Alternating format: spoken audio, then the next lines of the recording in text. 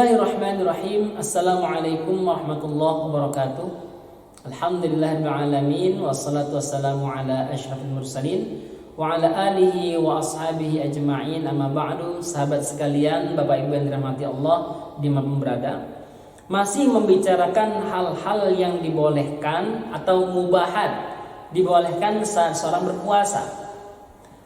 Poin ketujuh, hal-hal yang tidak mungkin dihindari, seperti menelan ludah, kemudian menghirup debu di jalanan, ya, atau saat ibu-ibu ataupun bapak-bapak buat roti kue, ternyata tepungnya naik ke atas terhirup, ya.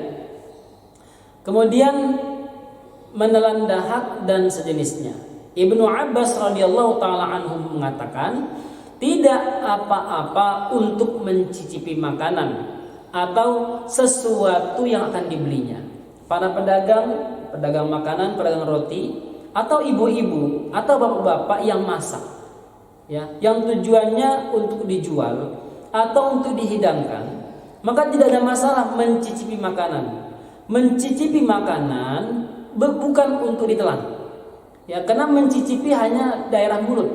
Artinya setelah dicicipi langsung dibuang zat yang tadi dimasukkan, tidak sampai ketelan. Hasan biasa memamahkan kelapa untuk cucunya. Memamahkan ini dalam pendapat saya mengunyahkan. Jadi kelapa itu dikunyah supaya supaya lembut, kemudian dikasih ke cucunya. Padahal ia sedang berpuasa. Ibrahim menganggapnya apa yang dilakukan oleh Hasan ini adalah rukhsah, keringanan bagi mereka yang memang harus menyapih adapun memamah susu kering, ya, susu kering bubuk, Bapak Ibu sekalian, maka hukumnya makruh jika tidak berserakan kemana-mana, ya, makruh dia. Artinya kalau susu kering itu kan khawatir bisa pergi kemana-mana, nggak terasa masuk ke kerongkongan. Pendapat ini juga pendapat Sya'bi, Nakh'i, Imam Syafi'i, dan para ulama mazhab Hanafi dan para ulama mazhab Hambali. Adapun Aisyah radhiyallahu taala anha dan Atha menganggapnya suatu hal yang dibolehkan karena tidak masuk ke perut, seperti kerikil yang ditaruh dalam mulut. Pembahasan ini memang sangat panjang sekali. Saya akan mengambil kesimpulan yang disampaikan oleh Ibnu Taimiyah rahimahullah. Beliau menguatkan pendapat yang mengatakan bahwa hal-hal tersebut tidak mengapa dilakukan, walau beberapa ulama mempermasalahkan, ya, dengan catatan memastikan perbuatan yang seperti tadi itu mencicipi makanan, ya, itu tidak masuk ke dalam kerongkongan.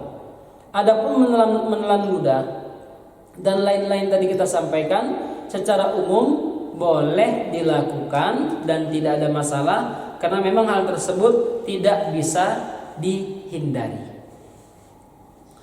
Kemudian yang kedelapan, hal yang dibolehkan bagi orang yang berpuasa adalah makan, minum dan bersenggama hingga terbit fajar.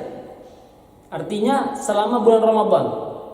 Karena sebagian orang mereka mengira tidak boleh, terkhusus dalam senggama ini.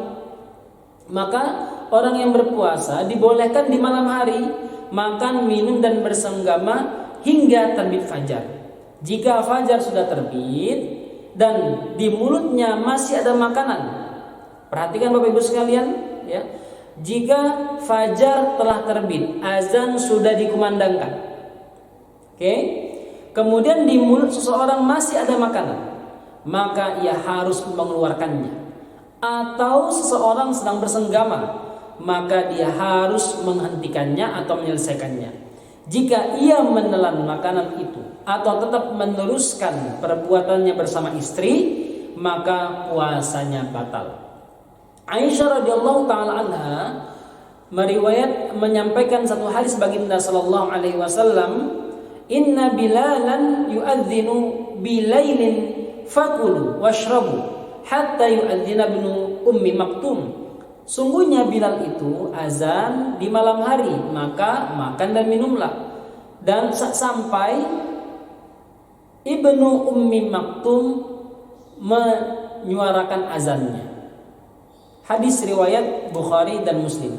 Ini yang sebelumnya saya sampaikan ya, di batasan waktu sahur itu pernah saya sampaikan bahwa batasannya adalah sampai memang azan fajar.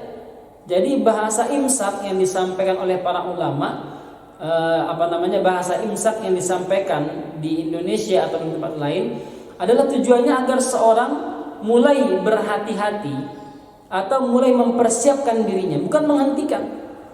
Karena para sahabat dulu mereka makan, minum sampai.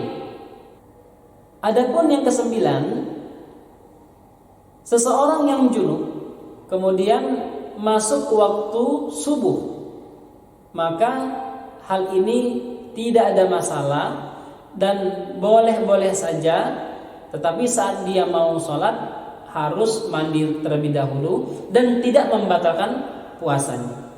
Dan yang ke-10, bagi wanita yang haid atau nifas selesai di malam hari atau bahkan selesainya mepet waktu subuh, sehingga membuat dia belum sempat mandi saat subuh selesai sahur dan subuh sudah masuk, maka pada saat ini puasanya tetap sah, tidak ada masalah di sana, dan dia harus mandi sebelum melaksanakan sholat subuhnya.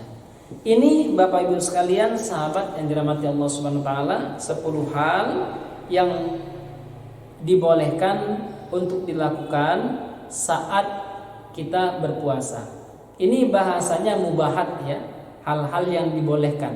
Artinya kalau dibolehkan dalam syariat ya, tidak boleh dilakukan secara banyak, secara berlebihan. Kalau berlebihan bisa jatuh hukum yang lain. Semoga bermanfaat. Aku qouli hadza wa astaghfirullahaladzim. Wassalamualaikum warahmatullahi wabarakatuh.